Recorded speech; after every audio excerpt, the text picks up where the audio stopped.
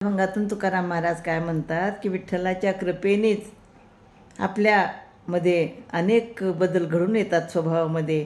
तर त्या अभंगातनं त्यांनी सांगितलेलं आहे, तुझं पाहावे हे धरीतो वासना, परी आचरण ठाव नाही, करीशी कैवार आपुली असत्ता, तरीच देखता होईन पाय, बहिरेला वेशे उत्तम दंडिले, भीतरी मुंडले नाही तैसे, तुका मने वाया गेलोच मी पाहे, जरी तुम्ही सहाय्य न व्हावे देवा, तर हे देवा तुझे दर्शन व्हावे अशी इच्छा मी करत आहे, परंतु तुझी भेट व्हावी असे आचरण मात्र माझे नाही.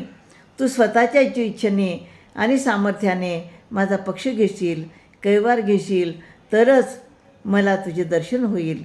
देवा, मी माझ्या बाह्य रूपासाठी माझ्या शरीराला उत्तम प्रकारे रंगवले आहे, परंतु माझ्या अंतरंगातील वासनाचे मुंडन मात्र मी केले नाही.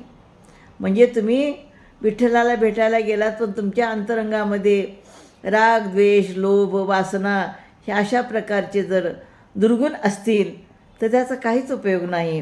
म्हणून तुकाराम महाराज म्हणतात की देवा, मी आलो तर आहे, पण तू सहाय्य केलास तरच मी तुझं दर्शन घेऊ शकेल, आणि तू जर सहाय्य नाही केलास तर मी माझ्या जीवनामध्ये वाया जाईल. त्यासाठी हे विठ्ठला तू मला सहाय्य कर आणि तुझं दर्शन दे, असं या ठिकाणी सांगतात. रामकृष्ण हरी.